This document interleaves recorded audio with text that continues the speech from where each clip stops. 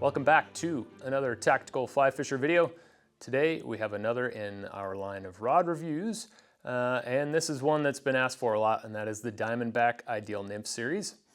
This is another series of rods designed by Joe Goodspeed. Diamondback is now the company he's at after leaving Thompson Thomas. So one of the comments that I've seen online a lot is that the Ideal Nymph series is just a contact tube, but in a different guise. And that is definitely not the case. So let's talk a little bit about the overall highlights of the series of rods first, and then I'll go into the specific models, kind of like I did in the last review video. All right, some specific highlights of this rod series. First thing let's cover some aesthetics first off. So first thing you're going to notice when you look at these rods, they have a matte black rod paint. That's to reduce rod flash and make these rods as stealthy as possible. Then they have some nice brown thread accents, so if you don't like the brown on black theme, well, you're gonna have to get used to it for these rods. A nice wood insert on the reel seat, down locking reel seat with 2 locking rings to make sure that reel stays in place. That's one thing that I was really happy with these rods. A lot of the single ring reel seats out there, if you happen to shift your hand down onto that reel seat at all for some, one reason or another, then your hand can kind of spin that locking ring and loosen up the reel. I've seen that on quite a few rods. They all have fighting butts. Let's see, they have top grade cork. When the rod originally came out, some of the ones that were first released had like a tier lower cork, but that was quickly changed, and now they have top grade cork on all of them. So a lot of the components are worthy of a premium rod. One thing that you'll see on these rods that's maybe a little different from some of the top tier rods, they aren't nickel titanium recoil guides, but they're still kind of black nickel, nice guides on there. Probably a little bit heavier because of them not being those recoil guides, but also a lot less expensive as well, which is one way that you'll save a little money in this rod compared to some of the super high price premium rods out there. One other thing I wanted to mention about the matte black paint is that it is a little bit slick on the ferrules. So if you notice that you're having issues with the ferrule sliding, which I did notice that when I fished the first prototypes of the rod, if you take a little bit of loon ferrule wax, it solves the problem completely, and it'll pretty much lock the rod in for the whole day. So if you're noticing that with any of your other rods, which this is not a unique problem to the Diamondback rods or the paint that's on their rods, if you're noticing your ferrule slipping, if you take a little bit of that loon ferrule wax, rub it on the tip of the male end of your ferrules, normally it'll seat nicely and you won't have any problems with those ferrules slipping. A couple of other details on the components. These rods pretty much all feature 2 stripping guides, and they're like single foot stripping guides. They look reminiscent of spinning rod guides. They space the guide further from the blank that way. In talking to Joe, the reason why he put those on there is kind of twofold. Number one, they gather microliters better as it's shooting through and funnels it through the guides better, and it makes those microliters more shootable, or any sort of casting that you're doing with, regardless of the line, it's going to make it more shootable. But also, those guides actually reduce the acuity of the angle when the rod is under load when you're fighting fish. So it's not folding around the guide as steeply in that angle, and it ends up making it so that there's less friction there as you're fighting fish, and less likely to cause a breakage in a lot of the microliters that are being used these days. So if you're down to using a 4x, 5x leader, if you have a big crimp essentially, or a big fold that's cutting into that leader at that stripping guide, if you can reduce that angle, you're less likely to break that leader. So those spin rod style guides help with that. The one thing I have noticed with those guides, though, they aren't as resistant to bending as much as a standard double foot stripping guide.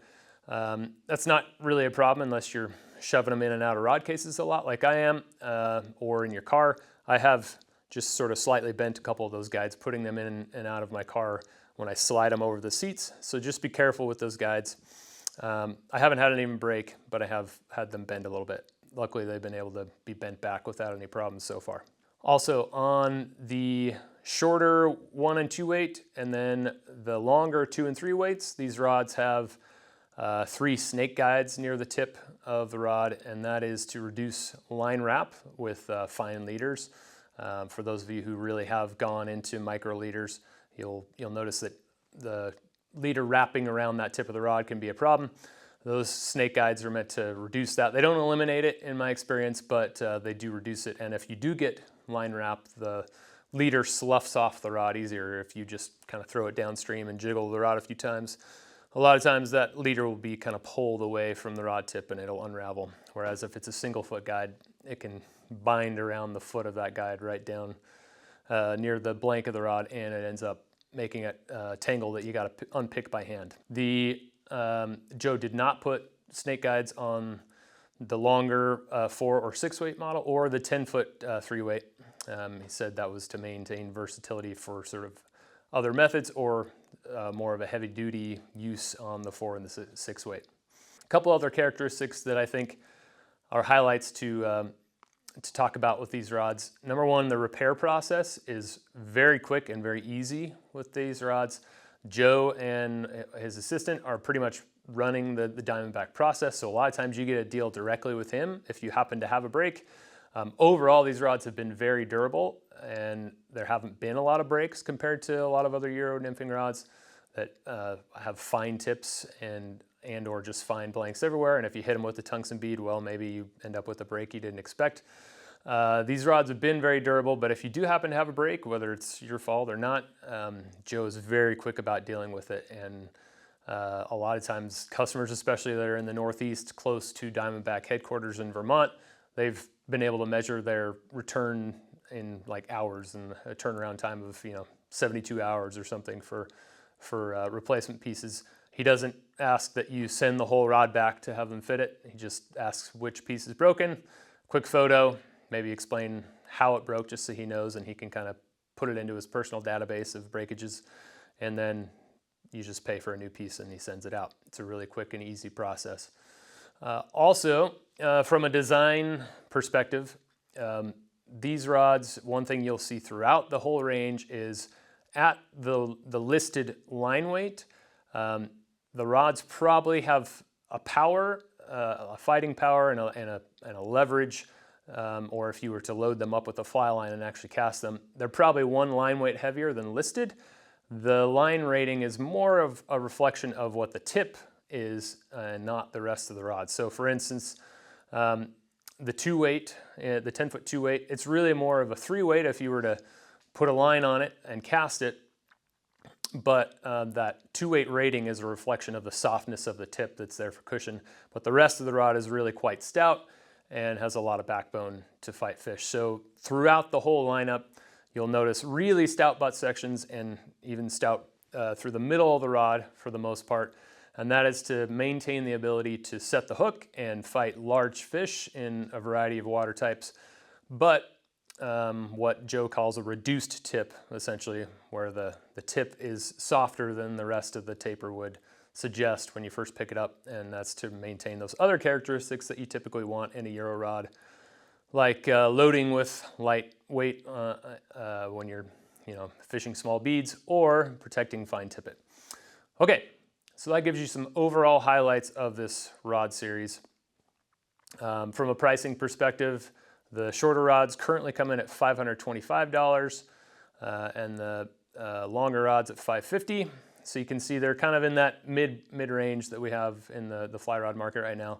And as such, I think from a Euro nymphing rod perspective, they are a really good value and they get really good performance per price, which is, I think, a lot of the reason why people have turned to them. Okay, now let's go into the individual models. I'll take you through some of the characteristics of each, where I like to use them and the purposes I like to use them for, and maybe some of the reasons that, or the places where I wouldn't use them, or some of their drawbacks.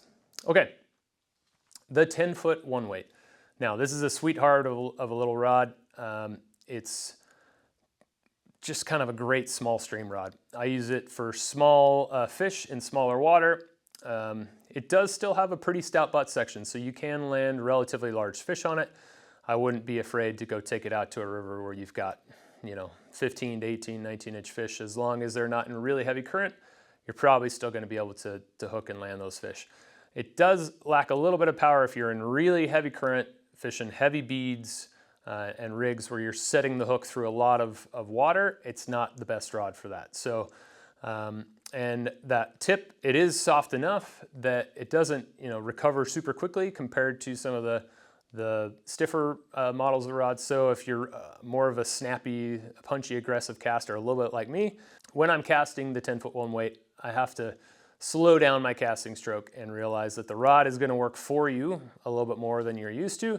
And if you punch your cast, you're going to be waiting for that tip to catch up to the rest of your casting motion. So it'll bend, it'll flex enough under its own mass that you really don't have to drive a lot of energy into it compared to some of the other models.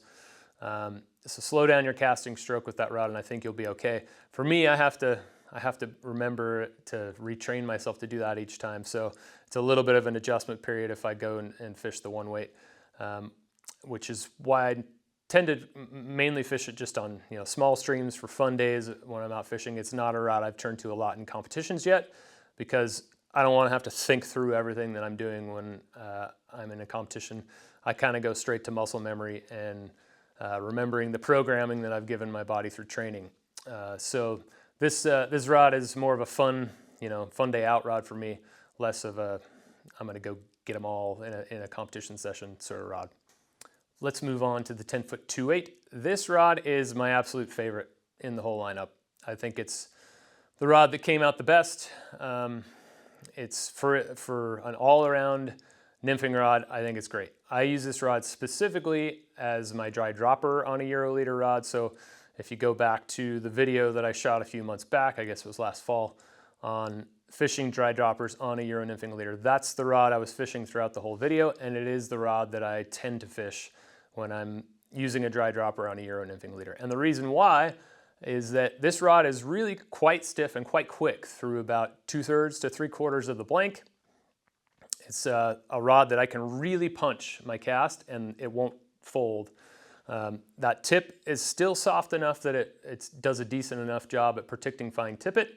I fish 6 and 7X on this rod no problem all the time, but it recovers quick enough that I can really punch that wind-resistant, dry dropper rig where on a Euro leader, you've got almost no stiffness in the leader to help with turnover, so you're relying on the flex in the rod and that recovery to really laser or shoot the weight of that bead out in your cast. And so I normally want a fairly quick rod to do that, because if it folds and the speed of the rod itself is slower on the delivery, then I can't really punch that wind-resistant rig, especially into a little bit of a breeze. So this rod is perfect for that. It also is great at, just straight Euro nymphing. But if you want a rod as well that you might want to fish straight dry flies, I think this is probably still the best one in the lineup for that as well. It's got quick recovery speed, relatively low swing weight.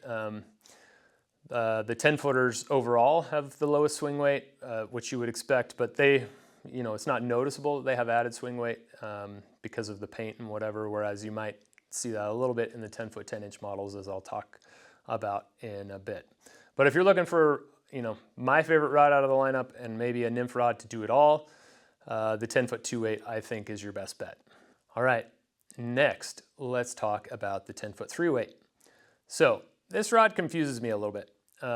This rod is the latest, or the newest one in the Ideal Nymph lineup, and it's if you were to ask me if you put tape over the label of the 10-foot 2/8 and the 10-foot 3/8 and had me do a flex test, and you were to ask me which one is the 2/8 and which one is the 3/8, I would not be surprised if I flipped them.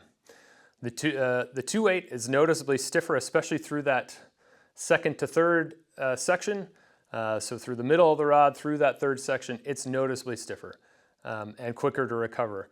And yet the 10-foot 3/8 also feels like it has a little more swing weight than the 10-foot 2/8. So interestingly, I know Joe originally was thinking of building it more as an all-around rod that could do a little bit of everything. I actually think the 10-foot 2/8 is better at that. The 10-foot 3/8 recovers slower and it flexes deeper. So I think of it more as better at being a straight nymph rod. And if I were to flip-flop them, I would think of it more as the 2/8.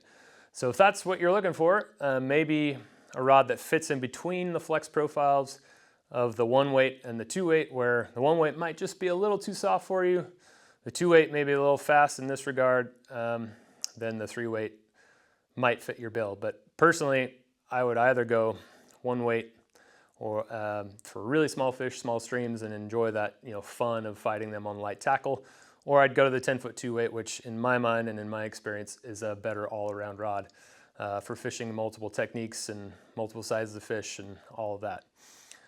So the 10-foot 3/8 is probably my least favorite out of the lineup, just because it wasn't quite what I was expecting when I first saw it. All right, now let's move on to the 10-foot 10-inch models in the lineup. First, let's start on the lower end of things and we'll work our way up to the 6-weight. So the first rod we're going to talk about is the 10-foot 10-inch 2/8.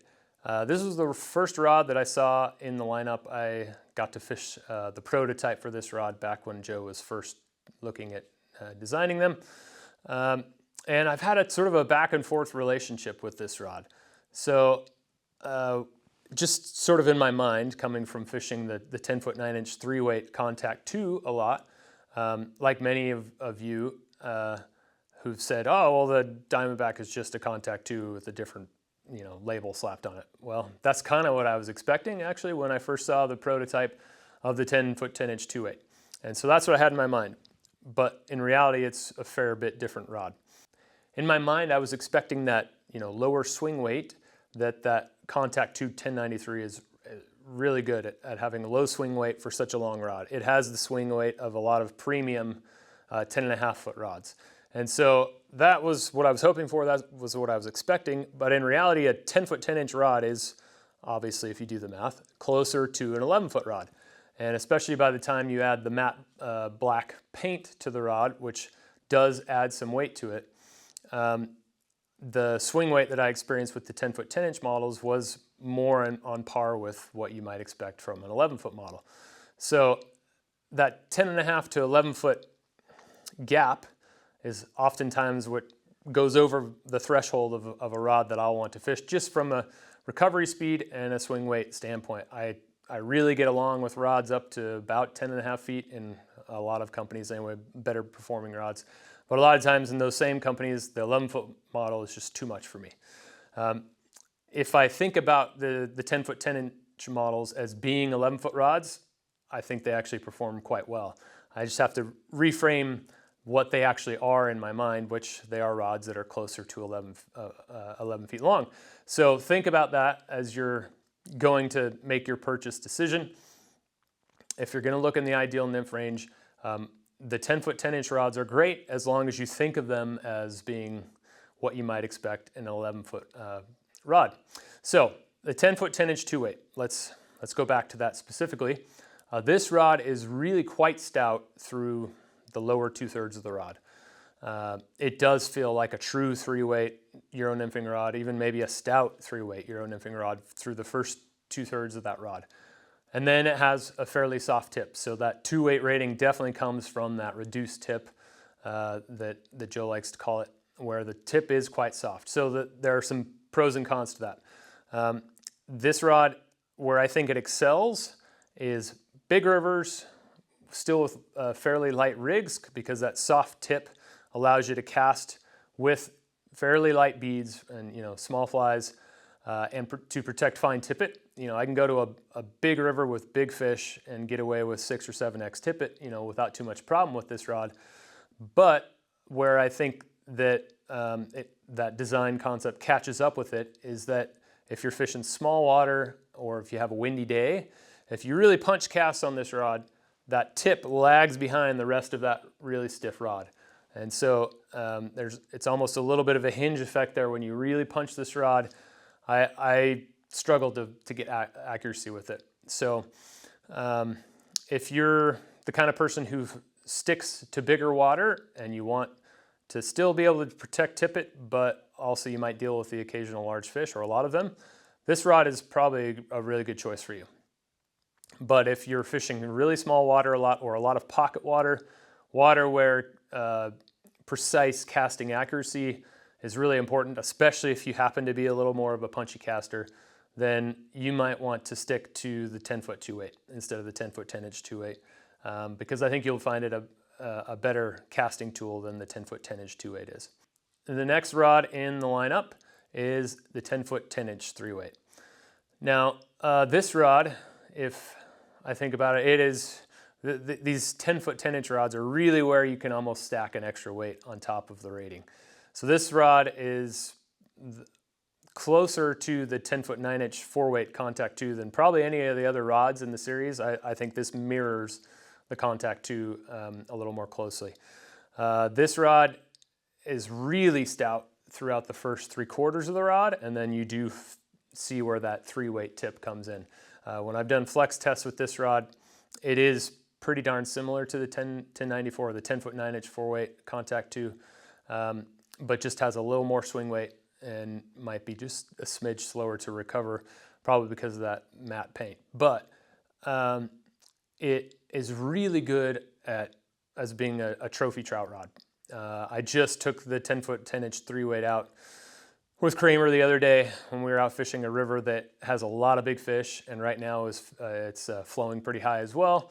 And I was catching really large browns and rainbows all day long, and the rod had no problem. I could fish down to 5X really quite comfortably with it, and 6X you can still do as long as you're careful about your hook sets. So it's got enough softness in the tip that it'll cushion relatively light tip it pretty well. But where this rod really excels is having power to move fish, to set the hook, and through deep, heavy water. And then also if you're casting heavy rigs. So if you're the type of person where you're fishing really big beads all the time, or streamers, sort of lots of 3.5 mil or higher beads, then the 10-foot 10-inch 3-weight is probably going to be great for you. If you're fishing more 2.3 millimeter beads all the time, or even 2/8, then picking either the 10-foot 10-inch 2/8 or one of the 10-foot rods is probably a better option for you, because it won't load all that well with really light rigs. It doesn't flex enough just under its own mass to load with those lighter rigs. But if you're a trophy trout guy, you're fishing for really large fish in especially heavy big water, the 10-foot 10-inch 3-weight I think is probably one of the better trophy trout rods out there. All right, the 10-foot 10-inch 4-weight. This is admittedly not a rod I've spent a lot of time with. I actually haven't fished it yet, mainly because the 10-foot 10-inch 3-weight already takes me to the typical purpose I would have for a 4-weight Euro nymphing rod, in that the 10-foot 10-inch 3-weight tuck casts well, and it fights those trophy trout well and handles heavy rigs quite well. So I haven't really had to go to the 4-weight because it's also not quite stout enough that I would use it for something like a steelhead rod. But if you want just that little bit stouter rod, if you are mainly a streamer guy, for instance, if you're liking to fish big jig streamers on heavy wire hooks, or you're really focusing on stonefly nymphs, and you're doing it all on 5X or bigger tippet, then the 10-foot 10-inch 4-weight is not a bad choice.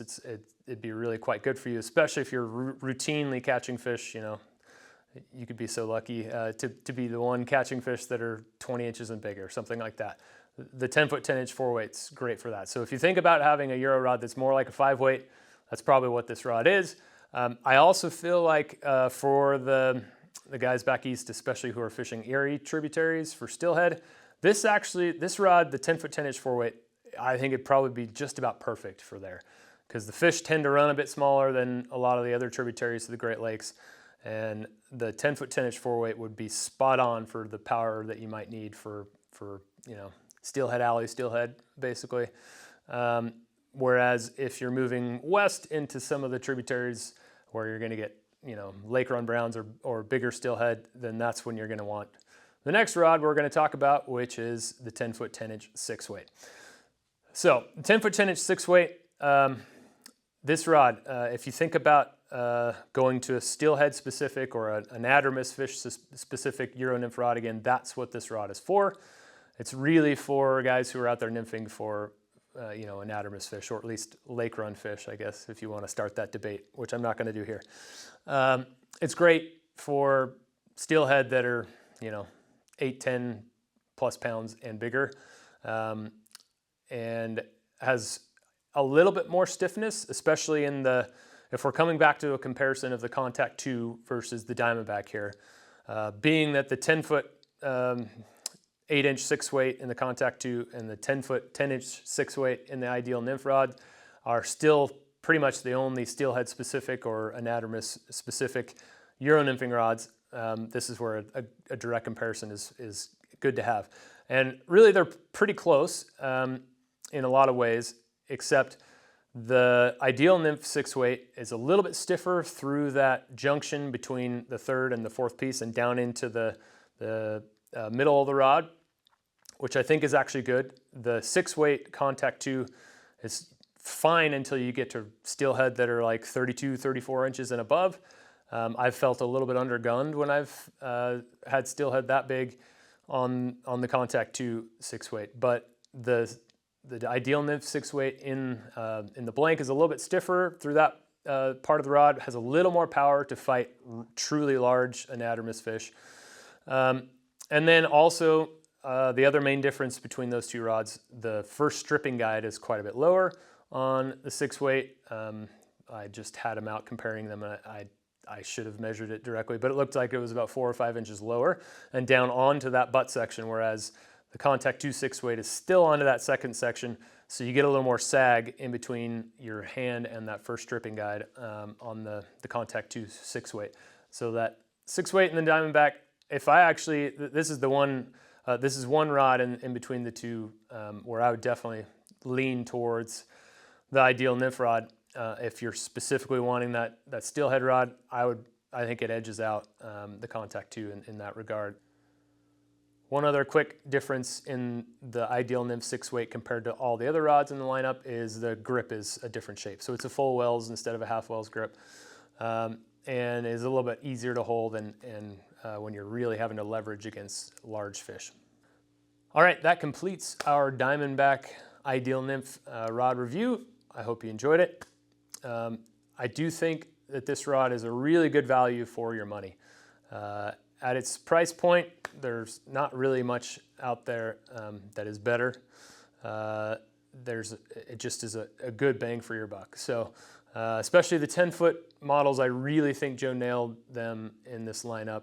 They represent, you know, low swing weight and good recovery at each of their lengths, especially the 10-foot 1 and 2-weight.